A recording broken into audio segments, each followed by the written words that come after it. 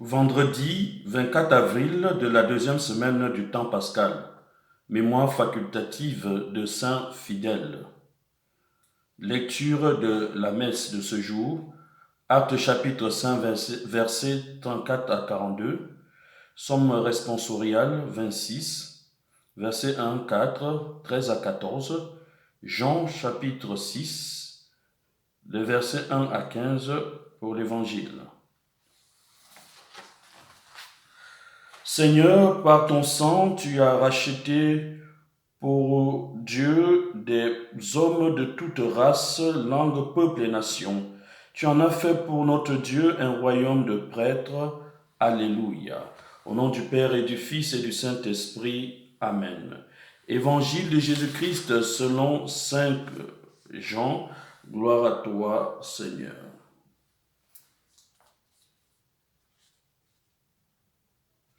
En ce temps-là, Jésus passa de l'autre côté de la mer de Galilée, le lac de Tibériade. Une grande foule le suivait, parce qu'il avait vu les signes qu'il accomplissait sur les malades. Jésus gravit la montagne, et là il était assis avec ses disciples. Or, la Pâque de la fête des Juifs était proche. Jésus leva les yeux, et vit qu'une foule nombreuse venait à lui. Il dit à Philippe, où pourrions-nous acheter du pain pour qu'ils aient à manger? Il disait cela pour le mettre à l'épreuve, car il savait bien, lui, ce qu'il allait faire. Philippe lui répondit, le salaire de 200 journées ne suffirait pas pour que chacun reçoive un peu de pain.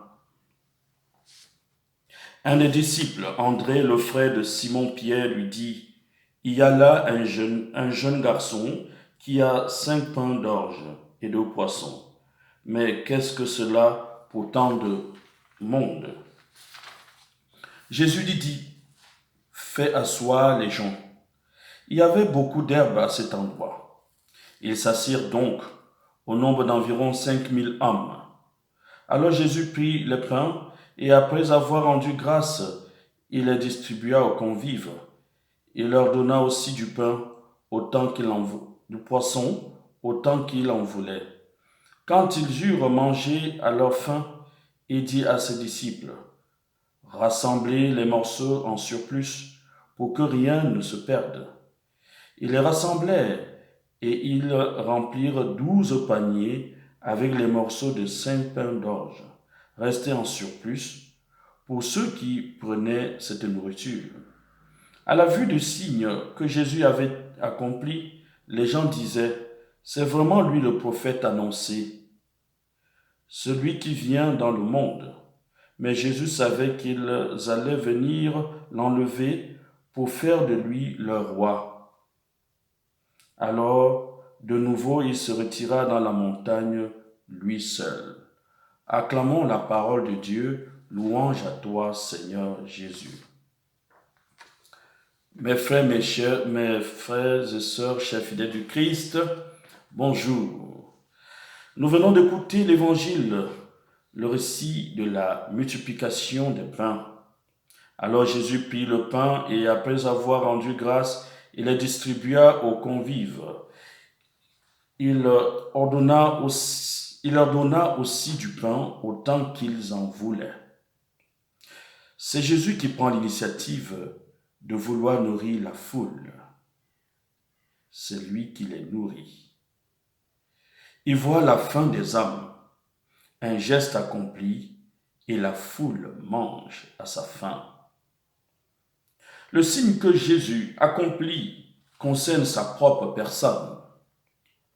Le pain qu'il partage est le signe du don de lui-même, livré à Pâques.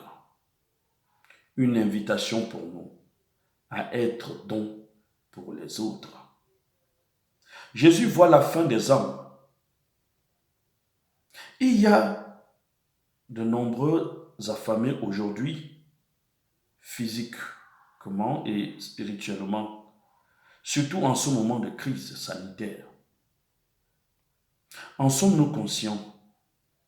Savons-nous regarder autour de nous pour repérer ces personnes qui ont faim. Notre attitude peut être celle des disciples. La liste va être longue. Comment nourrir une telle quantité de personnes? Une tâche, ou mieux une mission qui paraisse dépasser nos forces. C'est possible. Oui, c'est possible de nourrir cette foule qui a faim aujourd'hui. C'est possible si nous accomplissons ce qui est à notre portée en comptant avec le Seigneur, lui qui prend toujours l'initiative. Mes frères, mes sœurs, chers fidèles du Christ, ne nous laissons pas dominer par le découragement. Ne nous arrêtons pas à nos calculs purement humains.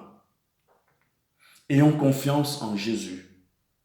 Il attend seulement notre engagement, notre générosité, notre foi en l'amour, notre solide espérance pour accomplir son miracle.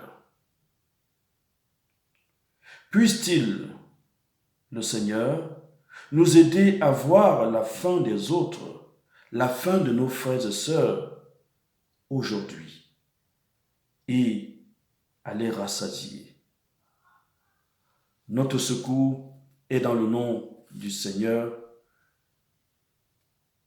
oui, qui a fait le ciel et la terre.